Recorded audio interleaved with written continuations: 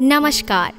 Government of India, Ministry of Social Justice and Empowerment through National Institute of Social Defense and Media for Community Foundation proudly presents Agani Podcast Anubhav 2.0, podcast by, of and from senior citizens.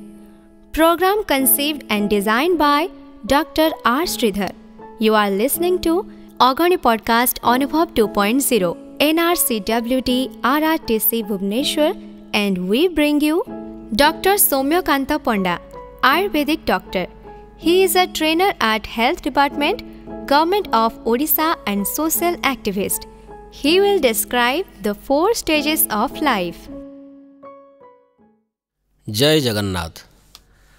आपण माने जानती मनुष्य जीवन में 4टी अवस्था आसी थाए। प्रथमे होची शैशव, तापरे बाल्यावस्था, तापरे युवक अवस्था एवं शेष रे जो अवस्था आसी थाए से अवस्थार ना होची वार्धक्य अवस्था।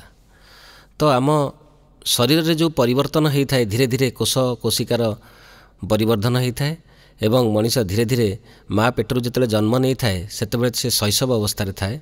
शैशव अवस्था पर 5 वर्ष पर्यंत शैशव अवस्था रहे, तापर बाल्यावस्था 5 वर्ष रु 10 वर्ष पर्यंत रही थाए एवं 10 वर्ष रु 19 वर्ष कैशोर अवस्था बोली कहा जाए। जो अवस्था रे साधारणतः पिला माने निजर बापा माँ ठारू बहुत जिनस शिक्षा लाभ करने कथा, जहाँफल कि सेमाने तांकर शरीर जो परिवर्तन आसी थाए, शारीरिक मानसिक परिवर्तन आसी थाए, से परिवर्तन अनुसार से माने किछि जानिबा को चाहती। सबुबले तांका मनरे नुआ नुआ प्रश्न आसे जे मु किछि जानिबी। सबुपुत्रे तांकर मनरे प्रश्न बापा माँ को पचारि थांती। आउ सेही समय जदि बापा माँ माने तांकु गाइड न करंती ताले पिला माने रास्तारू ठीक रास्तारू भूल रास्ता को पलांती। तेणुकरी से समय बापा माँ माने पिलांकु समय दबा दरकार, जहाँफल कि से पिला माने सांगसाथींकर प्रेसर रे आसीबे नहीं। कारण आपण माने जानिछंती किशोर किशोरी अवस्था ये अवस्था रे साधारणतः बहुत पिला माने तांका सांगसाथींक संपर्क रे आसी भूल रास्ता को चली जाती कि जेपरि कि निशा अभ्यास रे पड़ी जाती। निशा करने द्वारा से माने निजर शारीरिक मानसिक एवं पारिवारिक सामाजिक स्तर रे सबु क्षेत्र रे क्षति घटई थांती। तो कैशोर अवस्था 10 रु 19 वर्ष ठू आपणकर युवक अवस्था आरंभ होउची। युवक अवस्था गोटे एभली अवस्था जो समय रे कि सबु जिनिस आमको लगे आम हाथ पाहांतार अच्छी। से समय आमे माने निजको भाबु जे आमे सबु किछि करि परिबु। कारण से समय आमर जो कहती रक्तटी बहुत गरम थाए। रक्त गरम थाए माने मनीष मन भितरे एवं शरीर रे जोशटा बहुत हाई लेवल रे थाए। तेणुकर सेतेबेले से जो कहती ओडिया रे गोटे कथा अच्छी धरा को सरा बोली मनती। तो से भाव में से समय सबू आम जहाँ चाहबू ताहा करूँ ये भाव में मनरे भावना आसी थाए।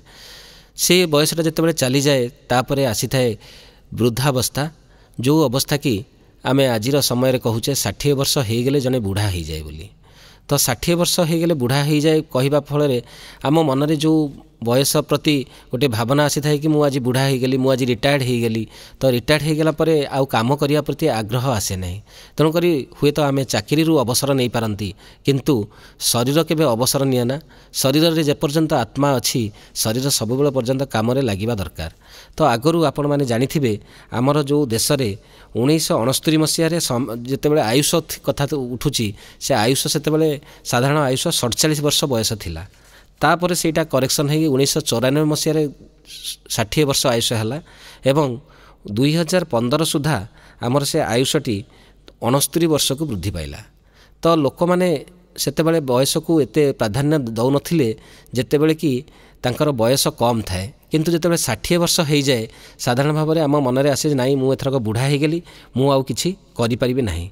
तो बुढ़ा बा वार्धक्य कहले आमे कौन बुझिबा एठी आमे जानिबा दरकार। तो वार्धक्य कहले वार्धक्य गोटे रोग केबे नुहे। वार्धक्य हेले आम शरीर रोग प्रतिरोधक शक्ति कमी जाई थाए एवं आम शरीर जो पुनर्गठन होउची, शरीर जो कोष कोशिका प्रतिदिन मरुचंती, हजार हजार लक्ष लक्ष कोष कोशिका सृष्टि होउचंती। तो ये जो प्रोसेसटी हुए बयस बा वार्धक्य हो गले धीरे धीरे आमर शरीर अभिवृद्धि कमी जाई थाए, शरीर आ बढ़े नहीं एवं कोष कोशिका ये सब गुड़िक तांकर मृत्यु संख्या अधिका हुए एवं नुआ कोष कोशिका सृष्टि होगा कमी जाई थाए।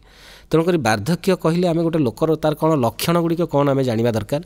साधारण भाव में आम घरे जो मैंने वयस्क लोक था से मैंने कम्प्लेन करती जे मते आउ भल देखा जाऊ नहीं, मोर कान को भल शुभु नहीं, ମୋତେ ନିଦ ଠିକ୍ ଭାବରେ ହେଉନାହିଁ, ଦାନ୍ତ ଗୁଡ଼ାକ ପଡ଼ିବା ଆରମ୍ଭ ହୋଇଗଲାଣି, ଆଉ ଦାନ୍ତରେ ଖାଦ୍ୟ ଚୋବେଇ ପାରୁନାହିଁ, ପାଟିର ସ୍ୱାଦ ଆଉ ନାହିଁ, ସ୍ୱାଦ କମିଗଲାଣି, ଫୁସ୍ଫୁସ୍ ଭଲ ଭାବରେ କାମ କରୁନି। କାରଣ ଆପଣମାନେ ଦେଖିଥିବେ ଯେତେ ବୟସ୍କ ଲୋକ ତାଙ୍କର ଥଣ୍ଡା, କାଶ, ଶ୍ୱାସ ଏସବୁ ରୋଗ ବହୁତ ମାତ୍ରାରେ ଲାଗି ରହିଥାଏ ସବୁବେଳେ। କାରଣ ତାଙ୍କର ଫୁସ୍ଫୁସ୍ରେ ଯେଉଁ ଅଙ୍ଗାରକାମ୍ଳ ଆଉ ଅମ୍ଳଜାନ ୟାକୁ ଯେଉଁ ଏକ୍ସଚେଞ୍ଜ କରି ଯେ ଫୁସ୍ଫୁସ୍ କରିଥାଏ, ଅମ୍ଳଜାନ ଆମ ଶରୀର ଭିତରକୁ ନେଇଥାଏ, ଅଙ୍ଗାରକାମ୍ଳ ଶରୀର ଭିତରୁ ବାହାର କରିଦେଇଥାଏ।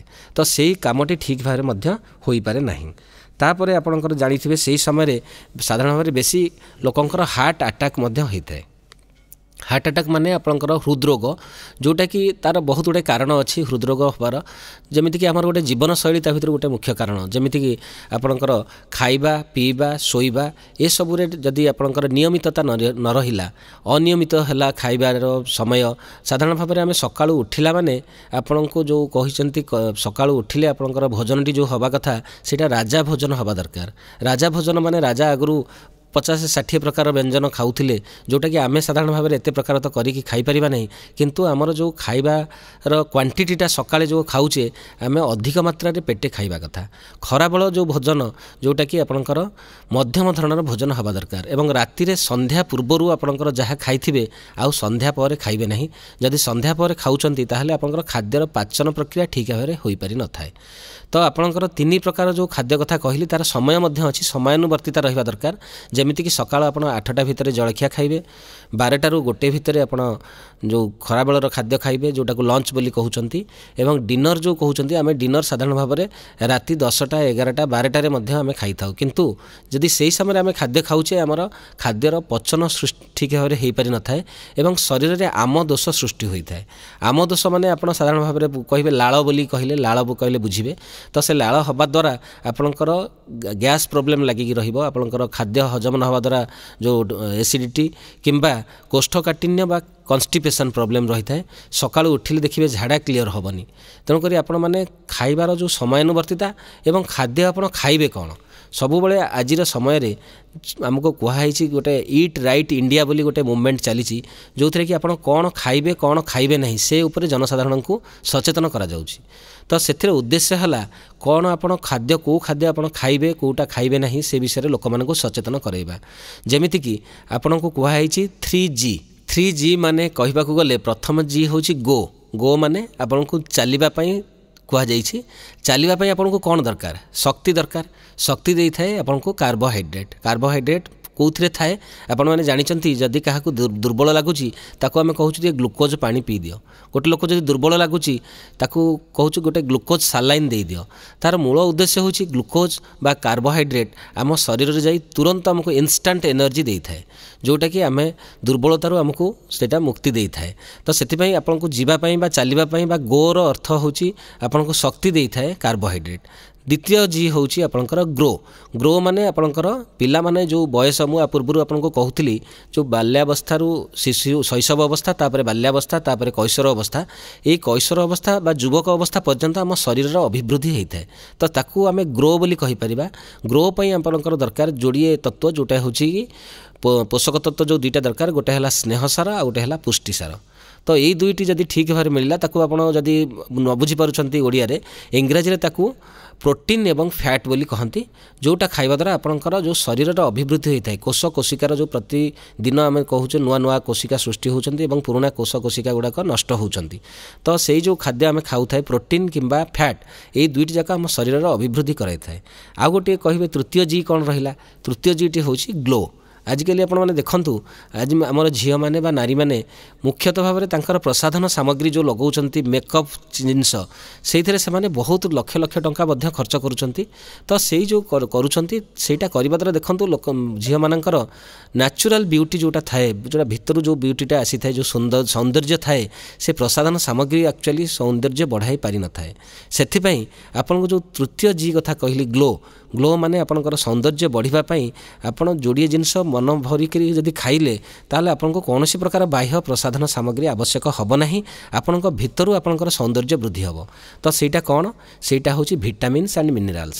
ତ ताने आप कहे बोधे ये विटामिन मिनेराल टैबलेट कथा कहले विटामिन कैप्सूल कथा कहले ना मुझे कथा भी कहूनी मोर कहवा कथा आपण मानक प्रचुर मात्रा रे विटामिन और मिनेराल मिले जिते प्रकार आपणकर ग्रीन लिफी भेजिटेबल्स अच्छी जहाँ भी आप देखु शाग अच्छी कंचा कदली अच्छी जिते प्रकार पनीपरिया अच्छी आप देखु रेड ग्रीन येलो ये तीन प्रकार भेजिटेबल्स अच्छी जोटा कि आपंकर संतुलित आहार को आम गणी था तो आपंकर कौन कौन अच्छी नाली परिबा जहाँ जहाँ आपंकर टमाटो अच्छी एवं आउ जहाँ जहाँ नाली रंगर परिबा आपंक पाखरे आखपाखे मिलूची तो सहीटा को आप खाईपारे हलदिया रंगर परिबा सेमती आपंकर कदली पाचिला कदली हो पाचिला अमृतभंडा हो एवं कमला हो ये सब जिनस गुड़ाक हलदिया रंगर परिबा एवं सबुज रंगर तो सब परिबा आपन पाखे प्रचुर मात्रा मिलूची जमती कि आपंकर पोटल जह्नी कांकड़ आउ जहाँ जहाँ परिबा आपन देखो ग्रीन भेजिटेबल्स ये सब गुड़ाक तीन प्रकार रंगर खाद्य आमर तीन प्रकार रंग निश्चित भाव पनीपरिया रहिबा दरकार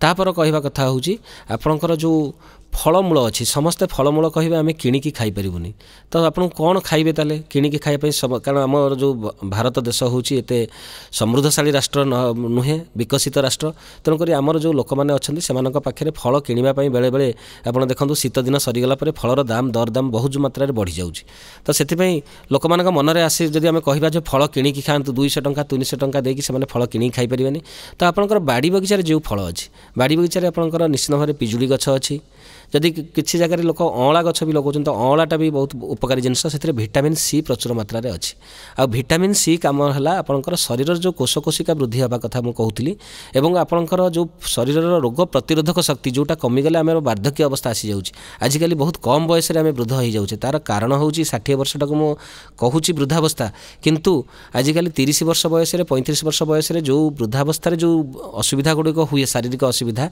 जो भाव में आंठुगंठी दरज अंटा बिंधा तापरे दृष्टिशक्ति ठीक भाव में न रहा दांत ठीक भाव में दांत गली पड़ा बहुत कम बयस चुट्टी पाची जावा ये सब गुड़ाक आमर मुख्य कारण हूँ आम ठीक भाव में पनीपरिया फलमूल खाऊ ना।